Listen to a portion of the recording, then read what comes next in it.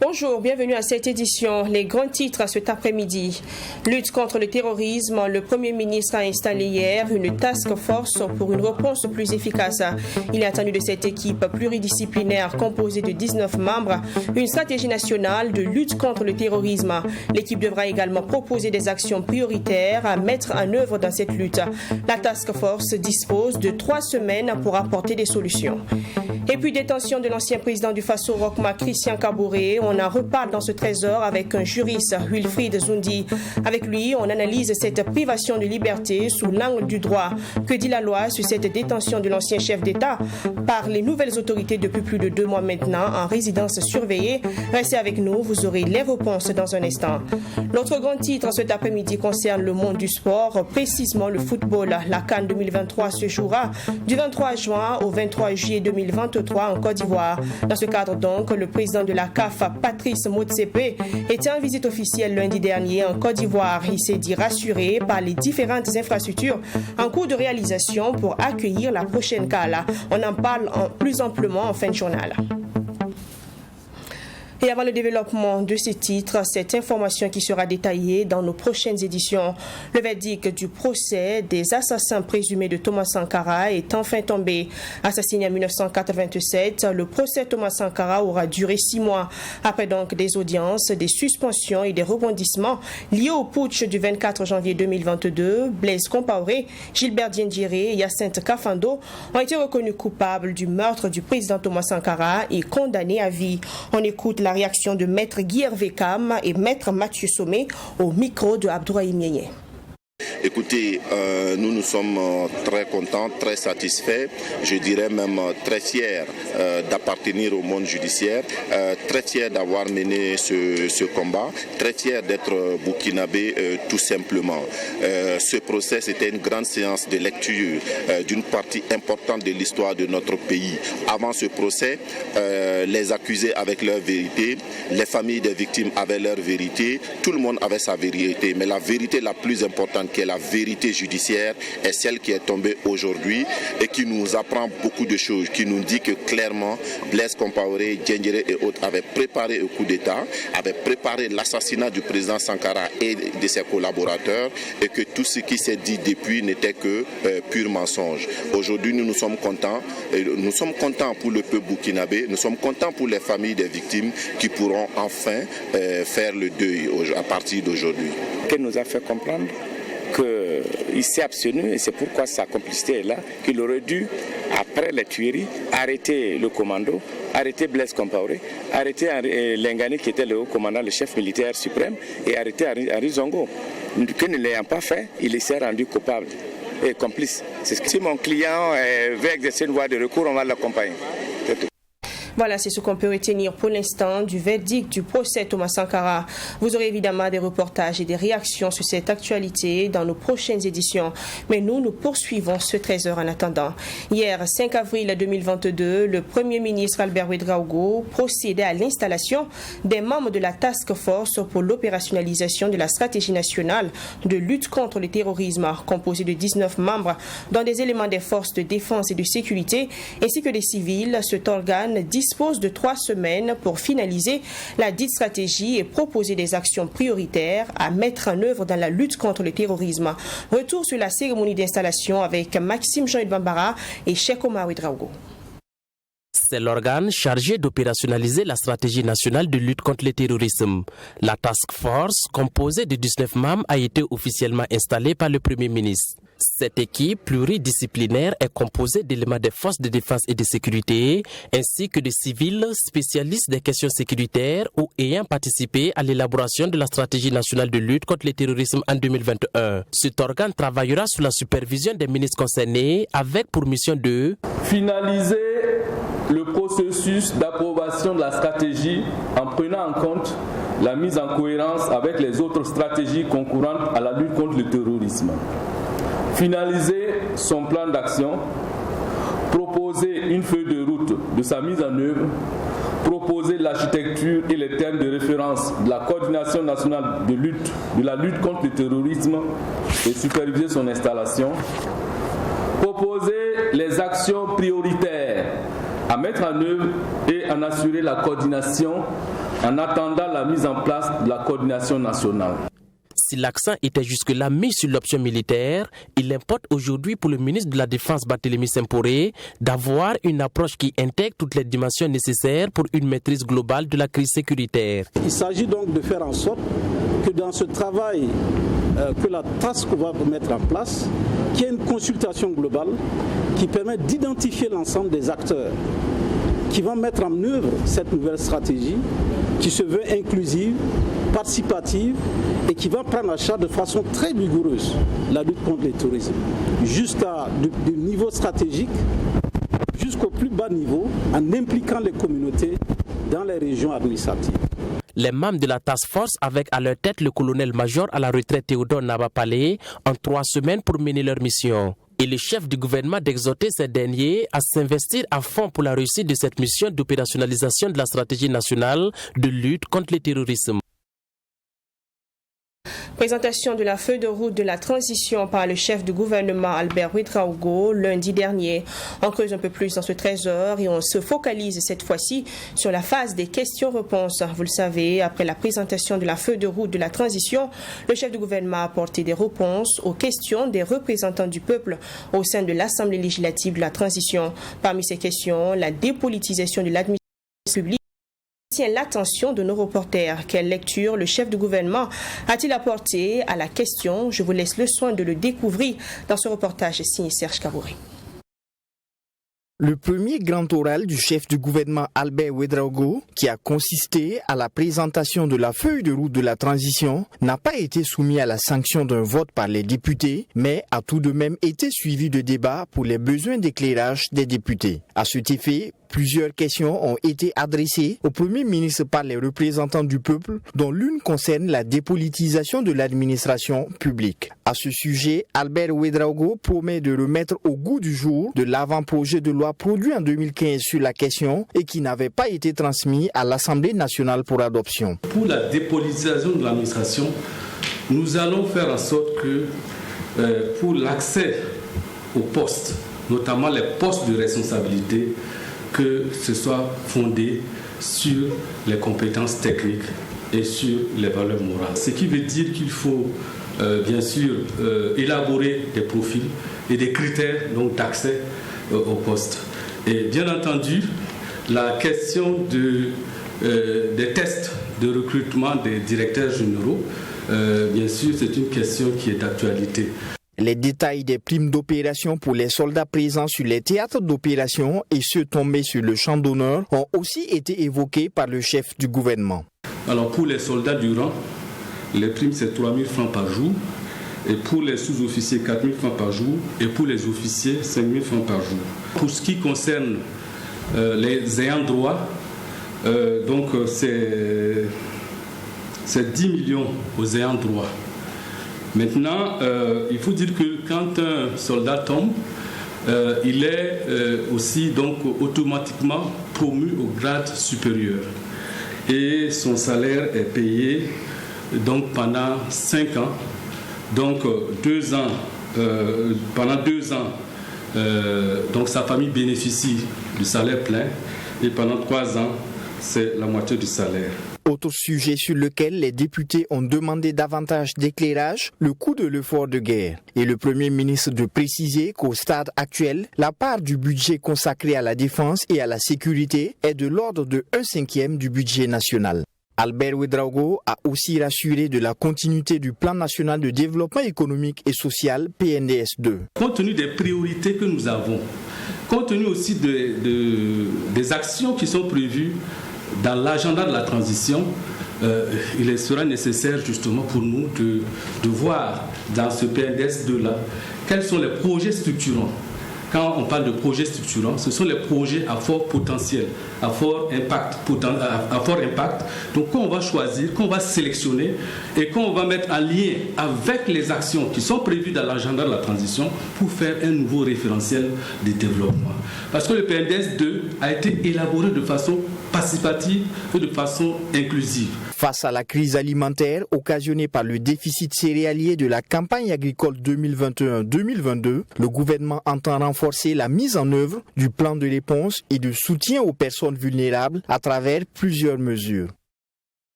Et l'Assemblée législative de la transition a adopté hier 5 mars 2022 à l'unanimité son règlement intérieur, un texte de 170 articles qui va encadrer les actions des députés tout au long de la législature de la transition. Le texte prévoit une réduction du nombre de membres du bureau de l'Assemblée législative de la transition. La durée des sessions est également passée de 90 jours à 45 jours, conformément à la charte de la transition. Le document sera donc soumis au Conseil constitutionnel pour vérifier sa conformité à la Constitution avant son application. On écoute ensemble les précisions du président de la commission ad hoc qui est chargé de la rédaction du règlement intérieur dans cet extrait proposé par Abdourahim Niaye. Et pour dire, cette législature, nous sommes passés à 5 commissions, comparativement donc à l'ancienne législature qui était à 8 commissions. Au niveau donc de la vice-présidence, cette législature, nous sommes passés à 4 vice-présidents, comparativement à l'ancienne qui était donc à 6 vice-présidents. Pour les membres du bureau, il faut dire que l'ancienne législature était à 19 membres. Et cette nouvelle législature, nous sommes à 11 membres. Donc c'est pour dire que nous avons travaillé à réduire le nombre de postes, à ne pas créer suffisamment de charges. Et il y a aussi le fait que nous sommes 71 députés, alors que l'ancienne législature, elle était à 127 députés. Donc c'est un ensemble de paramètres que nous avons jugé utile de tenir compte donc, dans les grandes réformes que nous avons entreprises. Cela fait exactement 2 mois et 13 jours que l'ancien président du Faso, Roch Marc Christian Kaboré, est placé en résidence surveillée par les nouvelles autorités qui évoquent des questions sécuritaires. Pour le juriste Wilfried Zoundi, cette notion n'est pas prévue dans le droit positif burkinabé. Il affirme que cette privation de liberté du point de vue du droit ne peut être faite que sous le contrôle des autorités judiciaires au risque de parler de détention arbitraire. Son analyse de la situation avec Abdourahim Niaye. Depuis sa chute du pouvoir le 24 janvier 2022, le président du Faso, Roch Marc Christian Kaboré, est entre les mains des militaires qui disent l'avoir mis en sécurité. Aux premières heures du coup d'État, les nouvelles autorités ont déclaré qu'il était en résidence surveillée, une notion qui n'est pourtant pas consignée dans le code de procédure pénale du Burkina Faso, selon le juriste Wilfried Zoundi. Pour lui, c'est une question purement administrative et contraire à la Constitution. L'administration nous parle de résidence surveillée. Dites résidence surveillée qui n'existe pas dans notre code de procédure pénale, à savoir le droit positif en vigueur. On a vu qu'en 2015, l'administration était obligée de prendre un acte réglementaire pour organiser la détention de Djibril Bassolé. Des détentions administratives qui s'est fait en dehors du contrôle des autorités judiciaires. La loi encadre plutôt la garde à vue dans le cadre d'une enquête préliminaire, la mise en examen pour des infractions de crime, la détention de contrôle judiciaire et la détention préventive. La loi prévoit également la détention provisoire, une privation de liberté qui vise 3 objectifs selon notre juriste. La détention est une mesure exceptionnelle qui vise à empêcher ce qu'on appelle la subordination des témoins. C'est-à-dire pour éviter que la personne qui fait l'objet d'enquête puisse corrompre certains témoins. Deuxièmement, quand il n'y a pas de garantie de représentation, lorsqu'on estime que lorsqu'on libère la personne est susceptible de prendre la fuite, ou bien dans le but également de protéger la personne, ce qu'on dit les motifs d'ordre public. Imaginez par exemple une personne qui commet un crime grave dans un quartier, pour éviter souvent les vindictes populaires, il faut souvent mettre la personne en détention provisoire dans le but également d'assurer sa sécurité. Si dans le cas espèce du président Roch Kaboré, la détention vise à préserver sa sécurité, cela devrait être fait sous le contrôle de l'autorité judiciaire, conformément à l'article 3 de la Constitution. Lorsqu'une personne fait l'objet d'une détention provisoire, c'est une ordonnance, décision motivée du juge. Et le procureur du faso même donne également ses réquisitions, c'est-à-dire donne également son point de vue de cette mesure privative de liberté. Et notre Constitution dit, lorsque toute détention qui est faite, non pas en vertu de la loi, toute détention qui est faite en dehors du contrôle des autorités judiciaires n'est ni plus ni moins qu'une détention arbitraire. Si par la suite on nous prouve que la détention s'est faite sur le fondement des dispositions prévues par la loi et sous le contrôle des autorités judiciaires, là, on est quitte. Pour le juriste, si la détention de Roch Kaboré n'est pas faite sous le contrôle des autorités judiciaires, il appartient à qui de droit de saisir les autorités compétentes. En attendant, le gouvernement de transition dit être en concertation afin que Roch Kaboré puisse regagner son domicile. Santé, dans ce 13h, on s'intéresse au domaine de la santé sexuelle et reproductive au Burkina Faso, en abrégé SSR. Et en ce qui concerne cette branche de la santé, on se pose le plus souvent 3 principales questions. Quelles sont les composantes de la SSR? Comment se fait sa mise en œuvre? Et quelle est la loi qui l'encadre? Dans le prochain élément, le docteur Albert Yen, médecin de santé publique à la direction de la santé et de la famille, apporte des éléments de réponse. Sans autre commentaire, on l'écoute dans cet entretien réalisé par Fatima Tenkima. Depuis 1994, la santé sexuelle et reproductive est définie comme un état de bien-être total sur le plan physique, mental et social, et cela relativement à tous les aspects du système reproductif. Selon le docteur Albert Yen, elle concerne toute la population et est subdivisée en 5 volets. Il s'agit de la santé de la femme, de l'homme, de l'enfant, des vieilles personnes et celle des jeunes et adolescents. Et chaque volet a une composante spécifique. Si vous prenez la femme, il y a tout un lot donc, de composantes.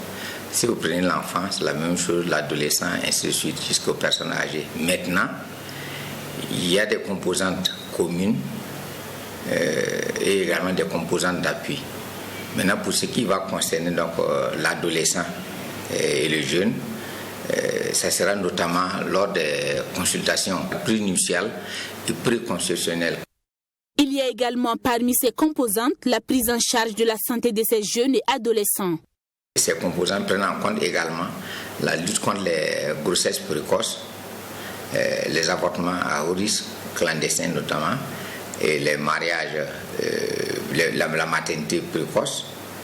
Et également, il faut voir ici la question des soins curatifs, préventifs et promotionnels en rapport avec la santé sexuelle et reproductive. Et aussi, ici, il faut prendre en compte la promotion des activités sportives par les adolescents. Et nous devons aussi encourager, notamment à donner les conseils nutritionnels et également beaucoup de conseils et de prise en charge pour ce qui concerne les comportements à risque. La loi qui encadre d'ailleurs la santé sexuelle, de la reproduction et de la planification familiale en son article 11 stipule que les jeunes et adolescents ont droit à l'information. Des informations en lien avec la qualité des produits, les avantages, les inconvénients ainsi que les risques. C'est-à-dire que s'ils désirent utiliser les méthodes, on doit pouvoir les donner l'information juste. S'ils utilisent les services, on doit pouvoir leur offrir les soins de qualité comme il se doit dans les normes. Voilà pourquoi je dis qu'il y a un document de politique et de normes en matière de santé et de la reproduction qui dit comment les services doivent être offerts à ces adolescents. La loi et les textes qui encadrent l'offre de services sont connus, mais la mise en œuvre n'est pas toujours évidente. Selon Dr Yen, le problème majeur reste le manque de communication. Les jeunes sont souvent victimes notamment des infections sexuellement transmissibles liées au fait qu'ils font des rapports sexuels précoces non protégés avec parfois donc du multipartenariat, ce qui n'est pas recommandé. Donc ça, il y a des expositions à tout moment. Et comme ils n'ont pas la bonne information, donc facilement les jeunes filles tombent enceintes et ça aboutit le plus souvent aux avortements. Sans oublier les phénomènes d'addiction, la toxicomanie et de l'alcoolisme, ce qui prouve que les jeunes d'aujourd'hui font face à beaucoup de problèmes de santé. Selon le docteur Albert Hien, l'État fait d'énormes efforts pour l'accès des services de santé aux jeunes à travers la formation des ressources humaines de qualité. Mais la couverture intégrale du territoire pose problème. La qualité donc des ressources humaines n'est pas la même partout. Voilà, il y a des services où, bon, par exemple, on a besoin, vous arrivez pour demander un service, je prends l'exemple de la planification familiale, où vous devez d'abord avoir l'information de qualité, la présentation des différentes méthodes avec les efficacités et les inconvénients et les risques avant de choisir. Si vous n'avez pas une personne qualifiée, comme une sage-femme, par exemple, ou bien en tout cas, quelqu'un qui a été, même s'il n'est pas sage-femme, mais qui a été formé sur la planification clinique, il ne pourra pas vous donner la bonne information. Il salue donc les actions menées par les organisations de la société civile pour promouvoir l'accès des services de santé aux jeunes. Selon Dr Hien, les diagnostics et données qu'elle récolte peuvent servir de guide pour les gouvernants, mais aussi pour des plaidoyers auprès des décideurs. Quant aux conclusions et recommandations de l'audit de Burkaso, le docteur Albert Hien pense qu'elles serviront dans le cadre de l'élaboration d'un nouveau plan stratégique pour la santé des adolescents et des jeunes. Religion, dans la suite de cette édition, du 31 mars au 2 avril dernier, s'est tenue une campagne d'évangélisation de 72 heures avec pour thème Jésus-Christ est Sauveur. Initiée par le groupe du Renouveau charismatique catholique Wenfagre de Taptenga de la paroisse Notre-Dame de Fatima de Datasko, cette deuxième édition était l'occasion de prêcher la bonne nouvelle en vue de sauver des âmes. Chants et louanges ont rythmé cette cérémonie dans la chapelle Saint-Pierre de Taptenga de Ouagadougou. Images et commentaires avec Salima Touzongo et Serge Kabouré.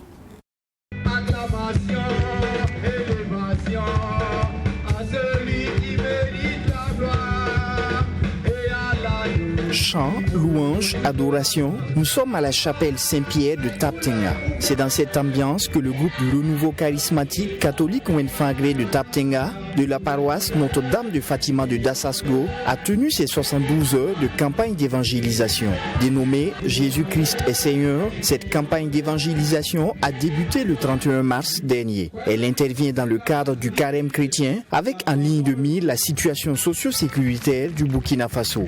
Avec foi et détermination, ces fidèles chrétiens ont prié pour le retour de la paix au pays des hommes intègres. Aujourd'hui, 5e dimanche du temps de carême, les textes liturgiques nous invitent à la confiance à la miséricorde de Dieu.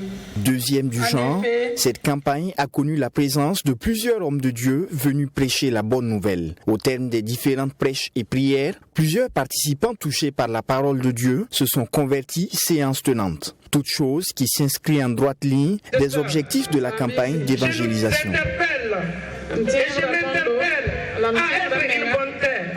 Et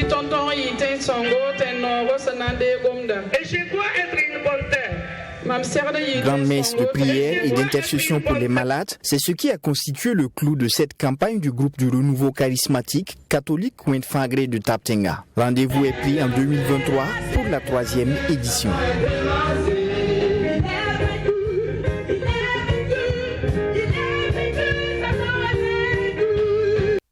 Football pour terminer cet après-midi. Le président de la Confédération africaine de football, Patrice Motsepe, était en visite officielle lundi passé en Côte d'Ivoire, pays hôte de la CAN 2023. Un déplacement qui s'est conclu par une conférence de presse durant laquelle il s'est montré optimiste quant à l'état d'avancement des travaux de la prochaine Coupe d'Afrique des Nations qui, vous le savez, se déroulera du 23 juin au 23 juillet 2023. Le président de la Confédération africaine de football, Patrice Motsepe, en visite à Abidjan lundi, s'est dit rassuré par l'avancée des infrastructures pour la prochaine CAN qui se déroulera du 23 juin au 23 juillet 2023 en Côte d'Ivoire. Patrice Motsepe a mentionné l'élection à la présidence de la Fédération ivoirienne de football prévue en avril, mais maintes fois reportée. Le 23 avril, il y aura des élections. Le 23 avril, il y aura des élections. Le candidat qui doit gagner doit être le candidat du peuple de Côte d'Ivoire. Le candidat qui doit gagner must be the candidate of the people of Côte d'Ivoire.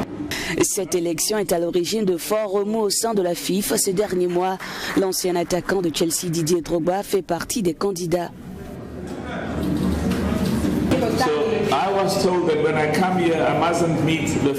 On m'a déconseillé de rencontrer les gens du football, les propriétaires de clubs. Je dois les rencontrer. Mais je dois les rencontrer.